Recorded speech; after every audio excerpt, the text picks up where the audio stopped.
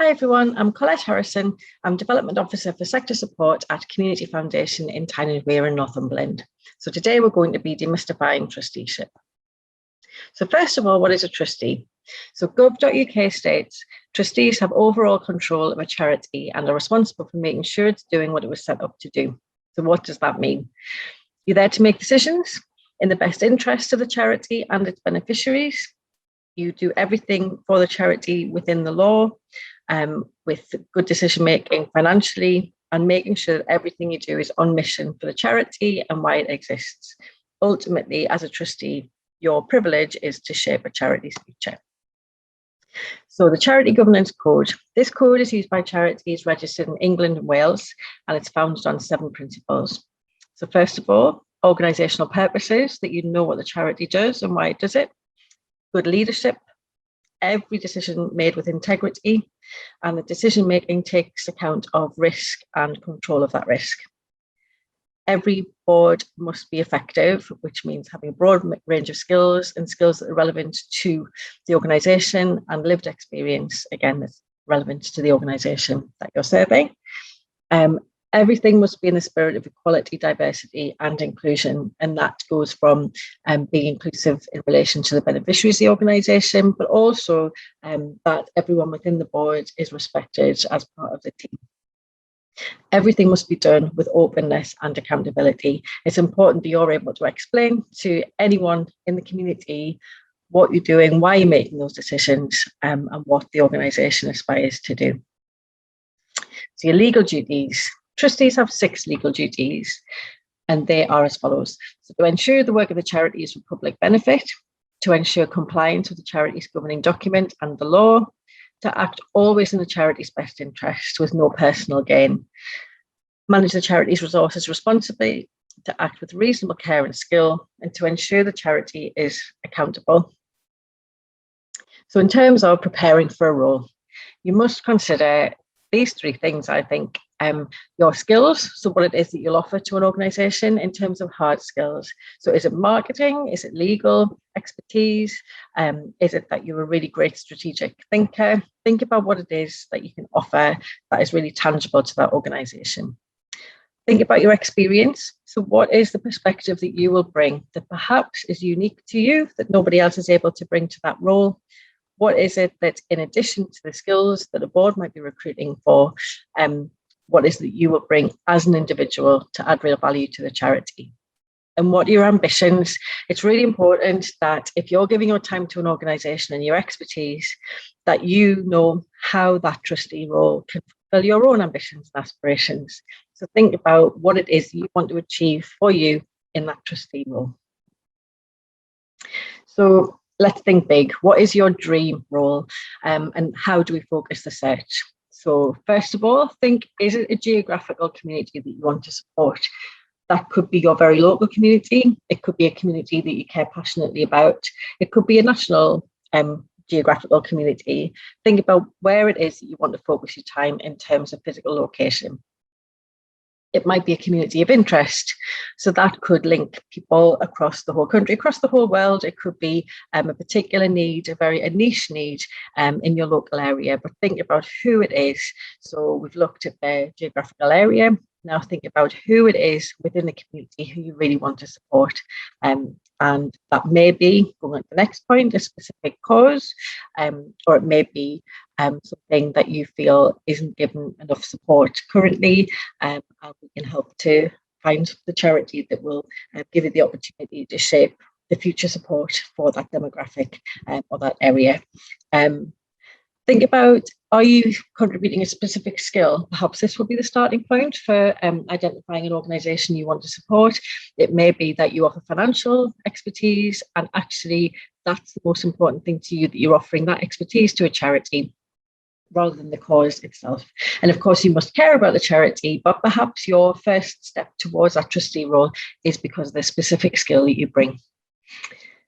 Think about the type of environment that you want to be part of. Do you want to join a very established board where all the systems are very much in place, so there's a clear way of doing things for that organisation that's perhaps more formal than a newer organisation?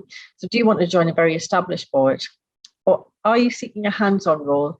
So some organisations, especially smaller ones, and in particular organisations that are geographically focused, so perhaps a venue-based organisation, some of those organisations will be wanting somebody who can offer support directly to the charity in between the board meetings.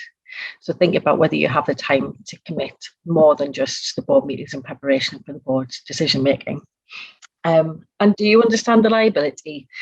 Make sure that you're aware of what your personal liability will be to that organisation. So if it's an incorporated charity, then you'll have minimal financial responsibility. If things go wrong with other organisations, depending on their governing structure, you might be personally liable if things were to deteriorate for the organisation. So just make sure that if this is presented to you as you start a new role, or if it's difficult to find out in advance, that's a conversation to have to know exactly where you'll stand if you commit to being a trustee with that organisation. So let's look at some of the key roles on the board. The chair, and let's use the term chair. I was once in a board role where I was addressed as Madam Chairman, and I much prefer chair. So I'm being very brave with this slide. Some people say, what does a chair look like? Well, this is what I looked like about 20 years ago in my first national chairing role. And I think perhaps I don't represent what people might consider to be what a chair looks like. But obviously you can make your own mind up about that, but this was me in my first chairing role. So I think probably the best known role on the board is the chair. And the chair is there to manage the meetings of the trustee board, but this is only half of the picture. So the chair is also a sounding board for the chief exec and the rest of the board. The chair is the manager of the CEO in the same way as other members of staff would be managed by the CEO. The chair manages that CEO. And of course, that is in the situation where a charity has paid staff. So the chair is also perhaps the public face of the charity, but that is very much a decision between the chief exec and the chair about who is that public face and in which circumstances. So does one person do more of the thanking and or the more of the press interviews? Who is it, in what context and when? But sometimes it will be the chair who's the public face. And the chair is the ear to the ground for the organisation to think about that real bigger picture strategy across the community and across the sector that's being served. The chair leads on strategy, those big picture decision making, thinking about the direction of the charity and making sure that everything that's done is underpinned by the values of the organisation. Of course, the flip side of that is that alongside the big picture, very positive shaping of the charity, the chair is also there to lead on the crisis management. So what happens when things go wrong? What do you do when the unexpected happens for the organisation? And that's where the chair steps in and takes very much a leading role. So the vice chair. Some organisations have the specific role of vice chair within their trustee board. The vice chair, their role varies quite a bit from charity to charity. The vice chair may be there to act as a deputy for the chair, taking on the chair's role when the chair is absent. And sometimes the vice chair is considered to be the chair in waiting. But this is not necessarily the case. So the value of having a vice chair is a critical friend on the board. And that critical friend is there for the chair, that support. It can be a bit lonely being chair. And so just having that extra support with the vice chair can be hugely valued. Sometimes the vice chair is the mediator. If there's any kind of conflict, and if that conflict involves the chair themselves, then sometimes having somebody in that vice chair role, their value is to mediate the conflict, but also to be there as an alternative person to be a sounding board for board members and staff as well. And as I've just mentioned, sometimes the vice chair is there as a potential successor to the chair. So the other key sort of named role on the board that people might be familiar with is the treasurer. So the treasurer helps trustees to carry out their financial responsibilities, and they might do this in a number of ways. So that could include presenting financial reports to the board in a format that helps the board to understand the charity's financial position, to ensure proper records are kept and the financial procedures are in place, to oversee the preparation and the scrutiny of the annual accounts, and to monitor and report on the financial health of the organisation. But the important thing to know is that all trustees share financial decision-making responsibilities. So the finances aren't just to be left to the treasurer, and all the responsibilities of financial decision-making is not weighted on the treasurer. That's really important to appreciate, and that it isn't essential for a board to have a treasurer. And I think that really is a great example of the fact that every trustee shares that decision-making responsibility, which makes it incredibly important that you do understand the accounts, and the responsibility of the treasurer is to present those financial accounts and financial records in a way that is really understandable and clear. And every board member's responsibility is to question those accounts and how they're presented. If something isn't clear or if something seems concerning, it's a team effort, and the treasurer is the guide to bring those figures to life, to make sure that the whole board understands. But all trustees have that shared responsibility for the financial decision making in the same way as any other decision making for the organisation. And all trustees. So it's the responsibility of all trustees to make sure the charity does what it's supposed to be doing. And I think that's so important to remember, that when there's so much need in the community, it's easy to have mission drift, to think, well, actually, wouldn't it be great if we could support this? But if that isn't why you exist as an organisation, then it's not your responsibility. And all the governing documents would need to be changed. Stakeholders would need to be consulted to change the focus of your organisation. It's so important that anyone who gives money to your charity knows what they're giving money to. And if the direction of the charity becomes a bit unexpected or is unpredictable, then your supporters will lose confidence in you as an organisation. It's just so important to stick to what it is that you're there to do, and to stay focused on that. It's important to make informed decisions in the best interest of the charity, always in the best interest of the charity, to make sure that the charity can do more of what it does to the absolute best quality it possibly can. And to choose a charity that you really care about is so crucial as a trustee. You give a lot of time, a lot of thinking time, a lot of physical time to the organisation. It's so important that you really, really care about it. And I always consider it to be a real privilege to shape the future of a charity, and for all of those things to be rewarding for you as an individual. It's crucial that you choose a charity that you genuinely care about. So in terms of applying for a role, there are various approaches and various recruitment strategies for organisations. So sometimes there's public recruitment, and especially when an organisation wants to diversify their trustee board, the public recruitment campaign reaches out to a broader range of people who may choose to be considered as a trustee. Sometimes there's a formal application process with a form, and there can be an interview process, but this would all be made very clear before you actually start the journey towards applying. In a membership organisation, trustees are elected by the membership. Sometimes an organisation will just say, if you're interested, let's have an informal chat. And that's another method for starting the recruitment process. And that's a really great opportunity just to get a vibe for the organisation that you're interested in. Does it give you sort of positive feeling when you go into the venue, if it's venue based? Does the style of activity really sort of resonate with you? Does it feel like an organisation that you'd like to know more about and be more involved with? Sometimes to make the application process a bit more accessible, and to give a bit more opportunity to show your personality as you apply for a role, some organisations encourage short video submissions so that you can introduce yourself, and another way of presenting what you can bring to the board that doesn't rely on writing or using a computer to do that application process. So just another option for how to submit your application. And Trustee Match at Community Foundation, Tyne & Wear, Northumberland will guide and support you in this process. So what is the Trustee Match process? Well, the support for you is to help to identify your skills and interests.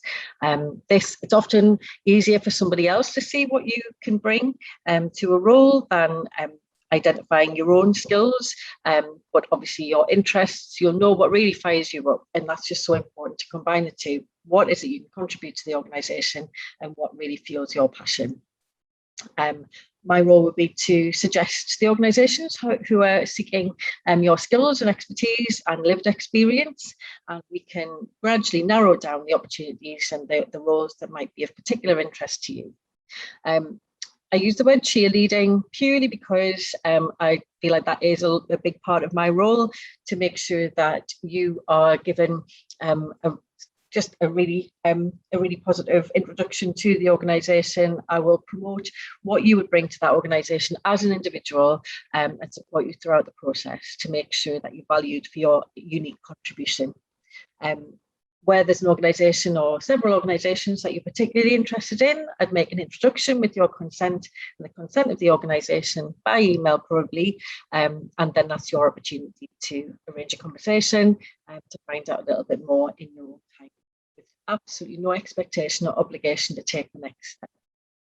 And the ongoing support that's included in the trustee match process is helping you to prepare for interviews with an organisation.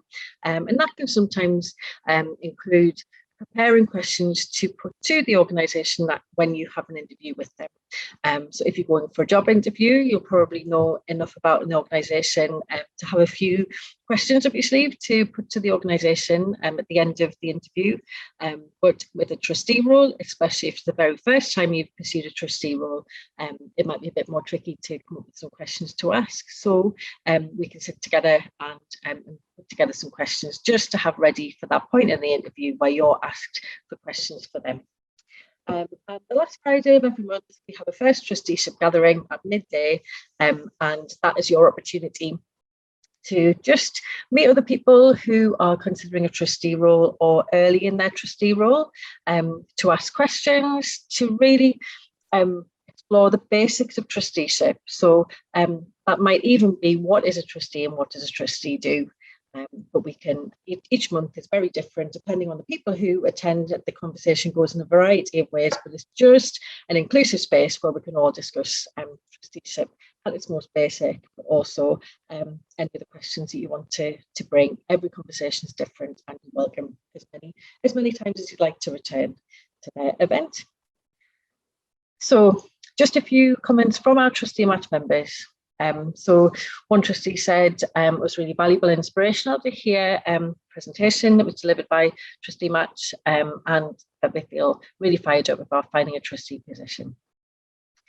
Somebody else was saying that it was really useful that at Trustee Match we spoke to the organisation and just made a real difference in bringing together that match, so bringing that individual together with the organisation and just bridging the gap in that introduction process. And somebody else said it can be really difficult to find the right organisation and fully understand responsibilities, but that community foundation had those resources to help.